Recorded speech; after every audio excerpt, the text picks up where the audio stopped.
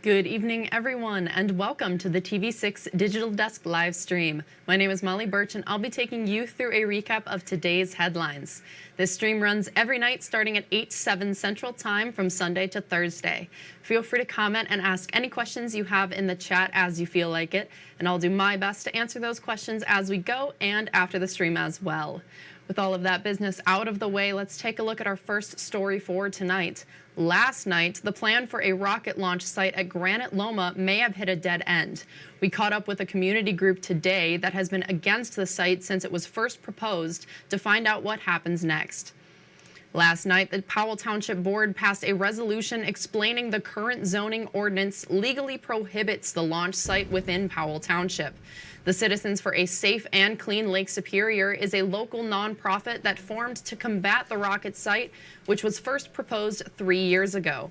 The nonprofit's outreach director says they don't expect any legal backlash from Granot Loma owners, and they've started looking toward other environmental issues. We have been working really hard this whole time to make sure we're protecting our lakeshore, and it's really awesome that we've won this battle. We've stopped the rocket, but it is a battle in the larger environmental war that's always being waged on our lakeshore and on our earth. The next steps for the Michigan Launch Initiative's vertical launch site are unclear. We have called and emailed the Michigan Aerospace Manufacturers Association, but have not heard back.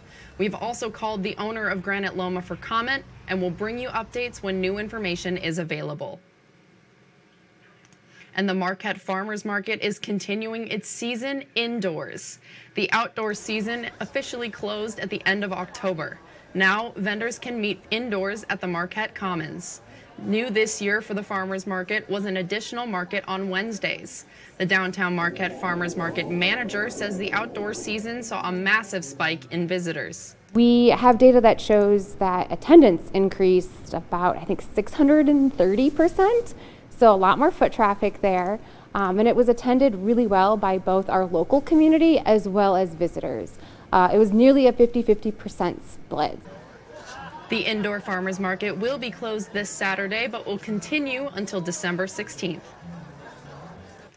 State-designated snowmobile trails open December 1st, and the Michigan DNR says you can buy your snowmobile permits online at michigan.gov. They also say you can purchase a permit from most local gas stations. DNR UP Trails Coordinator Ron Yesney says the snowmobile program is 100% funded by trail program dollars. We have about 68 clubs statewide. And what I really want to highlight is all the work that the snowmobile clubs do to sign, brush, maintain, groom these trails. And we wouldn't have these trails if it wasn't for all these volunteers that go out and make these trails possible. The DNR says these trails are important for the community as Upper Michigan is the #1 place for snowmobile riding. And the Marinette County Sheriff's Office is asking for information about a homicide that happened 36 years ago. The body of 32-year-old David Hunter was found in Niagara on November 24th, 1987. Investigators say Hunter was the victim of a homicide in the Marinette County forest. He was from Green Bay. The investigation is not yet resolved. The sheriff's office didn't say what prompted them to send a press release today, and no one from the office was available to answer any immediate questions. And tomorrow marks the 70th anniversary of an unexplained military aircraft disappearance over Lake Superior. This is known as the Kinross incident. TV6's Houghton Hancock Bureau reporter Colin Jackson spoke with 2 researchers that have been hard at work to confirm what's true and what's urban legend. Both these researchers are part of a group that jointly own a former Air Force base in Eagle Harbor Township. They say this base played an important role in the disappearance of the aircraft. 70 years ago, an unexplained occurrence took place near the former Calumet Air Force Station in Keweenaw County. It is known as the Kinross incident. On November 23rd, 1953, There was an unidentified aircraft detected off Lake Superior by the radar station here. They wanted to identify it, so they scrambled a fighter jet from Kinross Air Force Base, and they sent up the jet to investigate. First Lieutenant Felix Moncla and Second Lieutenant Robert Wilson were aboard the F-89C. However, neither would return from the mission. About 77 miles north of the Calumet station, both aircraft converged on the radar and vanished. A search that spanned multiple days turned up nothing. According to Carey, rumors and varying accounts have muddied the facts in the decades since. He and his partners have worked hard to compile the most accurate report of events possible. We still have a lot of research to do. There is a lot of information that is still missing or incomplete. This is by no means a complete, done document at this point. We still want to continue this for quite some time. Carey and his partners only learned of the incident following their purchase of the base in 2021. The group is working to restore the property and its history, an effort they've called the Open Skies Project. Currently, they are using state grant funding to make further progress. That's going to really help us get through that first step of boarding up everything, repairing a couple of major structural things to prevent anything from falling over, and that will really put us in a good place with this facility to begin that revitalization process in the next year or so.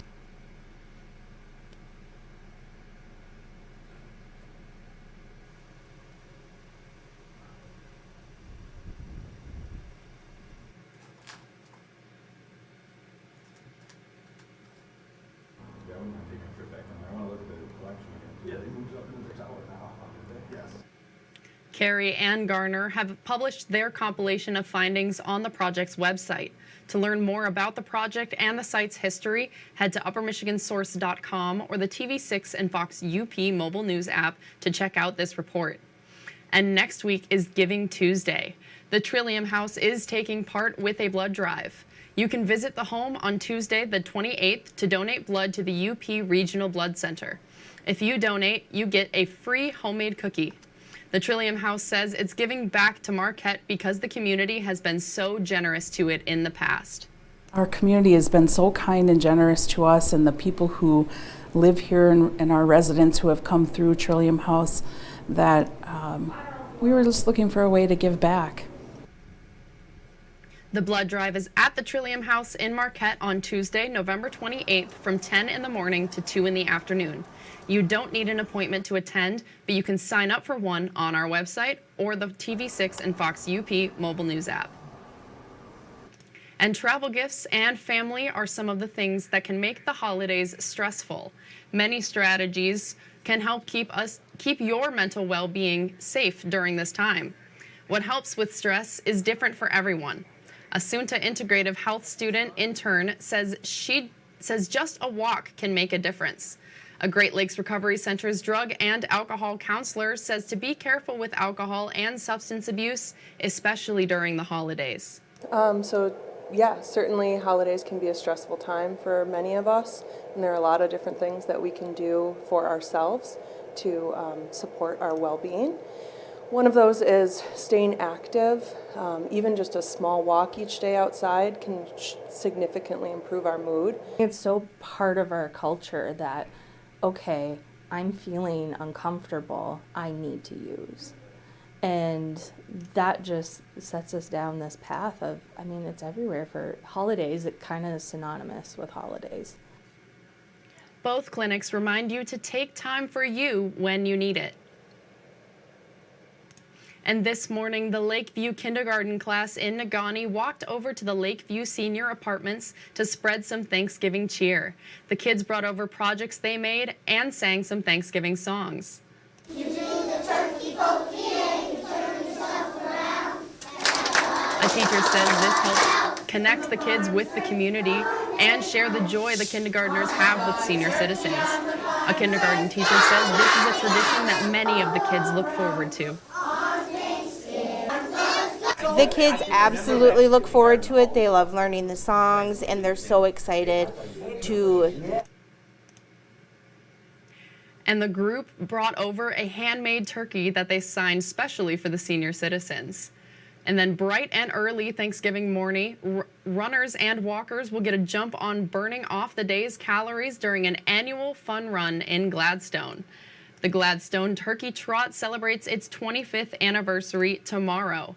Registration opens at 7:30 in the morning at Van Cleve Park. Walkers start at 8:45 and runners at 9. Race director Dan Paul says the greatest gift a person can give is love.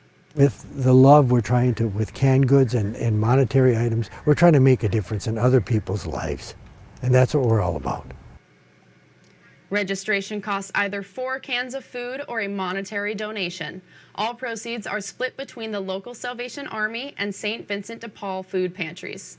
And rumor has it you may see a familiar face from TV6 leading the trot if you attend. And finally tonight on the TV6 Digital Desk live stream, the Alger County Animal Shelter is looking for volunteers. The shelter needs people to drive animals to and from vet appointments. There is no vet in the Munising area, so volunteers should expect to drive to Gwynn or Marquette. Although it's a volunteer position, the shelter does compensate drivers for their miles. The shelter says drivers usually make a furry friend while driving the animals around. They enjoy it a lot, especially when they get to play with the animals. When they come back, they'll come in here and sometimes they won't put them right back in the cage. They'll just let out here and then play with them, and that's what everybody likes. They like to play with the cheese and the dogs. You can volunteer to drive at uppermichigansource.com or the TV6 and Fox UP mobile news app. And that's all the stories we have for you tonight. Be sure to tune in on Sunday night, where I'll be here in the same place at the same time. That's 8/7 Central Time with a recap of Sunday's headlines. If you have a story idea you think we should report on, feel free to contact us at any time. These are a few easy ways to get a hold of both myself and others in the newsroom. And again, you can contact us at any time. We would love to hear from you and what's happening in your community. You can find us streaming on Facebook or YouTube, whichever platform you'd prefer. Thank you all again for joining me live at the TV6 Digital Desk. Have a great rest of your night and a great Thanksgiving weekend.